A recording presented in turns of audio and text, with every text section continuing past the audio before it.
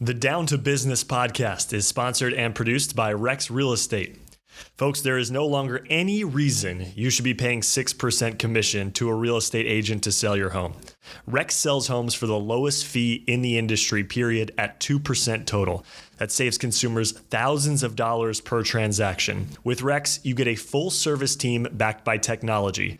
Rex doesn't market homes the way traditional agents do. They use big data and machine learning to attract hundreds of qualified buyers directly to your home the moment it goes on the market. Get started now by visiting rexhome.com.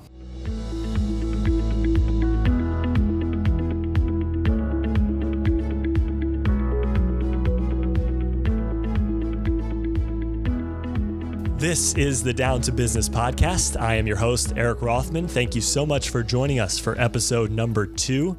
Hope you enjoyed episode number 1, the interview with Sun Microsystems co-founder and former CEO, Scott McNeely. We have a great interview today with Amit Singhal, who was the senior VP of search for Google. He started with the company when it was about 170 people, and he was tasked with engineering the search engine. And he saw the company grow essentially to what it is today, tens of thousands of employees and a company that is integrated into our everyday lives. And it's really hard to imagine where the company would be and where we would be without the technology and the innovation that Amit brought to Google. It's a really great story, and I don't want to take any more time before we let Amit tell that story. So without further ado, our interview with Amit Singhal. I kind of wanted to start with just your background of understanding where you grew up and where you were born, where you went to school, all that good stuff. I was born in India, and I grew up in the foothills of the Himalayas as a little boy, sliding down pine needles. It was just the most joyous childhood. I've come from a loving family, mom, dad, and we are 3 siblings. I'm the youngest of 3. I ended up becoming a computer scientist in one of the premier institutions in India, IIT Roorkee. And after that, I ended up getting a PhD from Cornell University in search, worked at Bell Labs for many years, and then joined Google in 2000 and retired from Google in 2016. What was your initial, as a child, draw to computers and wanting to get into the technology industry? So I always tell the story that as a child, I watched way too much Star Trek. And the dream of making Star Trek a reality was only possible through technology. And so technology became what I wanted to do. And lo and behold, here I am. Was there a specific character you wanted to be? Did you want to be... Look, every young kid wants to be Captain Kirk because he got the captain's chair. Yeah. It's all about that chair. You don't need the computer. You don't need the board. You need the chair. It's all about the chair. So that's interesting to me because I think that, when you listen to a lot of people from other countries that come to the United States, especially in the tech world, a lot of what they see is from TV and movies and kind of fantasizing about that. How did you as a kid go from watching that on TV and translating that into something you could actually do physically? So when it was time to go to college, the choices were what would you want to become? And it was obvious to me that to build a Star Trek type dream, you would need to become an engineer, and I ended up becoming a computer scientist at that. So it's interesting, the fact that American production of science fiction and various other artistic developments in this country have had far-reaching impact on this world than people actually realize. You would be surprised how many young children in India of my generation grew up watching Star Trek and wanted to do something in technology. And Gene Roddenberry probably had no idea that his creation would end up inspiring a generation. That's fascinating because not only do you have that influence of American TV and seeing that and wanting to become that. But then you also have to be in a place that cultivates that. And it seems like India as a country does a great job of cultivating computer science and technology, and at a young age, encouraging people to get into that field. Exactly. India as a country has set up a very good educational system, especially when it comes to STEM education. And the amount of STEM students in India that end up becoming a computer scientist or a mechanical engineer, robotics engineer, is just tremendous, and the quality is tremendous. India focused on education. India is still a society where people care deeply about education. We run our family foundation in India, which works on educating underprivileged children in India. And what I see time and time again, that a person who would be an auto rickshaw driver, who's not making too much money, are willing to eat one less meal but will want to send their kids to a good school. And so education is woven into the fabric of existence in India, because generation after generation, everyone has seen that education is your ticket out of poverty. And in a country of 1.3 billion people, there's a lot of poverty, and everyone understands that education is their ticket out of poverty. Therefore, from early grade school, everyone emphasizes on their children's education, and thus it produces all the deeply technical leaders that you see here in this country now. So you come over to the US, you go to Cornell, and at what point did you kind of take that fantasy of wanting to build the Star Trek Enterprise or whatever it was and figure out, okay, I need to maybe a little bit more of a practical application for what I'm doing? Yeah, indeed. Every graduate student goes through that. I was pursuing a PhD, and every graduate student goes through that 6 months of, oh man, what did I sign up for? Because my fantasy world and the reality are so far apart. And that's when your resilience comes in.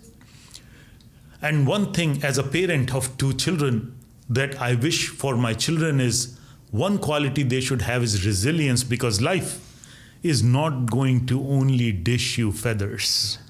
There would be thorns and rocks and so on in your life. What counts is when you are resilient, you get up and you say, okay, that dream wasn't really what will be built in the next 2 years. Let's see how we can actually go closer. And that's when I started working on search and language as part of my resilience phase. Well, I think in computer science and in the startup industry, if you don't have that resiliency or that long view that you were talking about, it's tough to succeed, because especially in the business world, if you're planning on starting a business on Monday and selling it on a Tuesday, you're not going to go very far. It's the idea of taking your lumps and seeing it through for years and years down the road, maybe until you see a profit, or till you come to the ultimate conclusion of what you were trying to attempt when you started it. Yeah. Not only that, right? You're absolutely right that business world resiliency is critical, but at the same time, irrationality is also critical. And this is the joy in entrepreneurs. What I see is both that they're resilient, at the same time they are irrational, because rational people don't become entrepreneurs. They take on more safe careers. And an entrepreneur, often many entrepreneurs, they fail a few times. They have to shut down their companies. I have seen entrepreneurs, I've talked to entrepreneurs who've come to me and said, I cannot make payroll next month. But again, right, they learn from that, they hustle their way through that, and because they were irrational, what comes out is a product or a company that is far bigger than a rational person would have built. But what's interesting is they don't necessarily view it as irrational, because they understand what they're going after. And it's kind of similar to what you were doing as a child and fantasizing about building a Star Trek universe. That to you probably wasn't irrational at the time. That seemed like a very logical application of what you wanted to do with your life, and you saw it. And maybe people on the outside would look at this crazy kid who wants to build a Star Trek and all this stuff, but it heavily influenced you, and it allowed you to kind of rationalize the irrational almost. Yes, as a child, I never thought I was irrational. I still don't think I'm irrational. However, people tell me that I sometimes say crazy things. And the fact is that the true quality of an entrepreneur is that when the world is saying that their ideas are crazy, they believe in themselves. That irrationality that the world claims is irrational is what allows them to build their dream. And fundamentally, entrepreneurs are all dreamers. We all know that. So you make the move to Google, which to 2000? 2000. So 2000. So obviously we know what Google is now. What was Google like in 2000 when you started? It was a fairly small company, about 170 people, but again run by two very good entrepreneurs, wanting to build a unique company. And again, most people would have said at that point that they were irrational, but time has proven that irrationality was exactly what was needed to build a company of Google's scale. What was the main objective when you first started there for you personally in the role you were hired to do? So I was a researcher in search before I joined Google, and what I ended up doing, I was given full freedom, and what I ended up doing was rewriting their search system. And because that's what I was trained to do as an academic. Mm-hmm. And that's what I did. And from then on, I grew with the company and the team. So who were in 2000 when you started there? Who were the major competitors? And obviously Google wasn't number one at the time. Who were you trying to knock off? Off the top. There were Yahoo was a big player. Alta Vista was still around. Yeah. Most people don't remember that. Excite was still around. Inktomi was a search engine that used to provide search to Microsoft at the time. So there were numerous players, and Google was just this young company. It was really not a big player. However, they had focus on the user, and they became what they became. How did you, as a small company of 170, formalize an idea and a plan to not necessarily take over an industry, but at least get on the level of where your competitors were at and provide a better service? See, you never become a leader by chasing coattails. So you never try to learn from the competition, because that way you will always be second place. Google had this distinct belief that search is critical.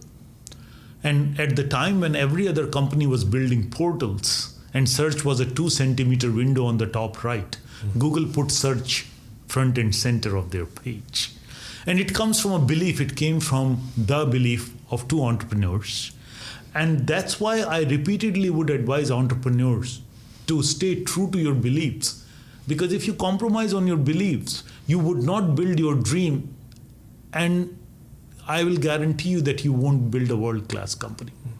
When you got to Google, was it obvious when you first went there that it had the potential to become what it became? The truth is that it's almost never obvious. In a small company, it's never obvious what their potential is, because even if the potential is obvious, the execution is what can make that company into a Google or break that company. Even though people have dreams and ideas, all entrepreneurs, all companies have ideas of doing big things, building great products for large numbers of people. Execution is equally, if not more, critical. So was there a time in those early days when you were at Google that even though the idea was there and you guys were advancing, that you maybe had some doubts of its ability to get to where we know it is today? Well, I think what happened in the early days is that Google developed a culture of failing fast, which allowed it to execute better than other companies. So if something was not working, nothing was personal. That project was not working, we'll move on. And that's important. So in an entrepreneurial journey, people need to also accept failure, and failing fast is the key to success. Assuming that you would never experience failure is the worst thing you can do as an entrepreneur. The question comes back to resiliency. How do you recover from failure, and how quickly do you cut your losses? How do you develop a culture of accepting and learning from failure? Because that's counterintuitive to a lot of people. Yeah, that is a very hard part. There are no easy answers, because whatever we do, we get attached to. Yeah. And accepting that no, it is not working is a very hard thing. There are no easy answers to that other than opportunity cost. So if one starts looking at my current project may generate X dollars in revenue after I work on it for 3 years, or I can shut it down and try this other project which has the potential of generating 100X, what would you do? You start thinking about it as not failures but learnings. In my world, there are no failures, there are only learnings. So is there a particular learning that in the course of your career, something that, like you mentioned, you loved, you worked really hard on it, and it just didn't turn out the way you wanted it to, or the ends didn't justify the means, and you had to kind of take that personal attachment away from it and push it aside and move on to something else? Indeed. There were projects inside Google which I started, I guided, and I really wanted them to succeed.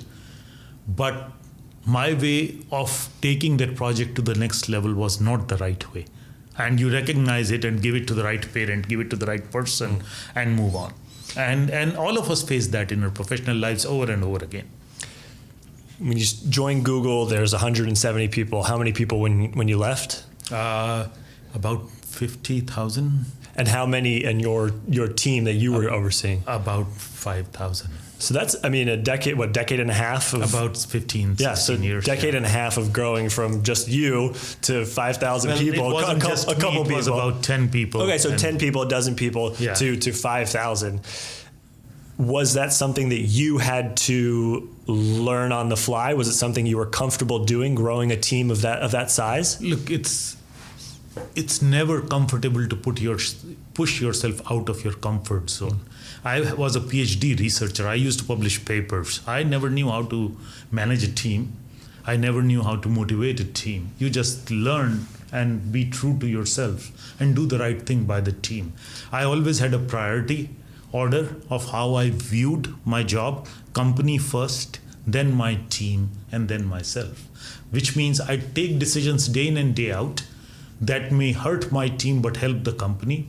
And I don't exist. I'll take decisions day in and day out where my team benefits and I'm out of the equation. How much of that and your ability to do exactly what you just said is reliant on the culture of the company itself from the top down? I think it's a mixture of culture and individual. Not every individual thinks like that. And within every company, you would find individuals who think like that. And of course, some company cultures encourage that selfless thinking much more than some other companies. So it's a mixture. There's no right or wrong here. What year would you say that Google was kind of hit its I don't want to say apex because it's still growing, but as we know it as the mega giant search engine that it became? When did you kind of realize that was happening? Well, in any company's life, you should not think of a company as just doing one thing. Google clearly does not just do one thing. It does search very well. It does other things as well. And so as Google succeeded in search, during that time, as it was even struggling in search, it was still starting new projects, new things like Gmail, Maps, and so on and so forth. So from my perspective, the company never stopped growing because it was already investing in new things, even though it may be succeeding in one thing at the time. That's one thing that I was going to ask you about, which is Google's amazing ability over the course of its lifetime to not be stale and to not settle into one avenue of the business and get comfortable there. When you were there, within your own role, within your own team, how much were you encouraged to kind of explore beyond what the traditional parameters of a specific role might be. Very much so, very much so. All good companies, all good tech companies especially, actually challenge all the leaders and every individual in the company to go beyond what they currently are. And Google does that. I believe other companies do that too. And that's the way you can grow people. At the end of the day, people are what make a company what it is. It's all about people. And if people feel that they're growing with the company, they feel great and they do amazing things. And were you surprised, given you were an academic, you were in school, you published, like you said, publishing papers, not necessarily leading a large team of a mega giant tech company. Were you surprised where you ended up? Definitely, I mean, if I look back, I've had a wonderful career, and no one could have predicted that this would be my career, myself included. So in that sense, yes, I was, but very pleasantly. A lot of times when you're in a role at a company, whether it's management or day-to-day stuff or whatever it might be, you get kind of bogged down, you get kind of siloed in what's going on right in front of you. And sometimes it's hard for people to look beyond that and keep learning and keep expanding their worldview. And I imagine that you and your background in the academic world before going to Google maybe made it a little bit easier to understand and balance business and learning and trying to do both at the same time. Absolutely. I feel that researchers, academics at heart are not thinking about business all the time. They're thinking about ideas and growth and knowledge. And by doing that, you never become comfortable with revenue because revenue is great. However, is it improving your knowledge? And if it's not improving your knowledge, then it's not satisfying at a certain level. So you strive to do other things, new things, just to learn. How important is it for not only you, but the people who would work under you and people you hire to encourage them to have personal goals outside of necessarily what the business goals are? I believe that we human beings are fundamentally designed to be giving people. We love giving, I often say now that I'm in my charitable life, I often say that charity is the most selfish thing you do because you feel so good. And in all companies, I would encourage management, leadership, to think about how their employees will feel if the company has a purpose bigger than just revenue. And so I think it should be woven into the culture of a company that it is not about self. And if it is about self, then charity is the best thing you can do. So now that you're in your charitable life and you're doing that, would you mind kind of telling me about what endeavors you're into? Oh, indeed. We run our family foundation in India. And India has a huge population of school-going children. About 250 million children go to schools in India at K through 12 plus college level. And with that size of a student population, the public school system has unique challenges because 125 million to 150 million children go to public schools. Now, what happens when you have so many children in public school systems is that the education level isn't quite tailored to the best students for their needs. It has to come down to teaching everyone. And the very bright students who can't afford the individualized, personalized private schools get left behind in that system. So what our foundation does is it identifies the brightest of the underprivileged children who are going to public schools, who are entering middle school, 6th grade, and then we pick them and give them a school voucher to go to the best private school in the city. And not only do we give them a school voucher to go to the best private school, we give them so much supporting content that is needed, for example, from busing to uniforms, to books, to a meal after school and after school education to catch up with the privileged children. And that's what our foundation does. We are in 4 cities already. About 300 children are in the program. Next year, we'll be in 6 cities, and the program will expand to 600 children, going to a few thousand children over the next few years. That's great. So with that, and obviously globalization in not necessarily tech education, but technology in general is something that's been going on for a long time. But when you have foundations like yours that are focused on education at a young age, especially to people who are underprivileged, and I know that there are other similar programs in other countries around the world, where do you see kind of the globalization of technology going with the next generation as these kids that you're helping now grow up to be able to have jobs and innovate and find something out for themselves? Yeah, so I think about globalization in a very different way. I was born and raised in India. America is my home now. I think of this world as one big place where great ideas are going to come from anywhere. So I'm doing my little part in enabling the next generation, which is very bright, but doesn't have the privilege of great STEM education or other education, by giving them education. And if they come up with a solution to the energy crisis that our world is facing, it doesn't matter if they're Indian or American or European or any such thing, this planet will end up in a better place. So what we can all do is do our small part in encouraging every bright mind to solve the problems of this world by building next generation of companies, be it in energy sector, be it in education sector. It is just imperative that we all educate the next generation so that the best ideas come to the top and solve all the problems we are facing as a world. Well, I think that's a fantastic goal, and this has been fantastic to talk to you, and hopefully we can do it again the next time you're here. Absolutely. It's my pleasure. Thank you so much. Thank you.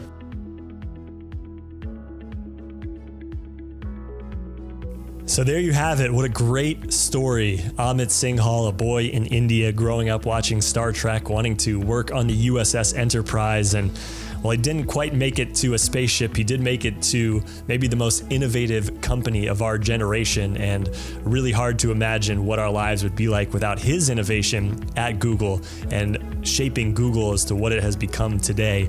And so we really appreciate him joining us. We appreciate you joining us on the Down to Business podcast, and we can't wait for our next episode. We appreciate you subscribing. Please rate and review, and we'll see you next time.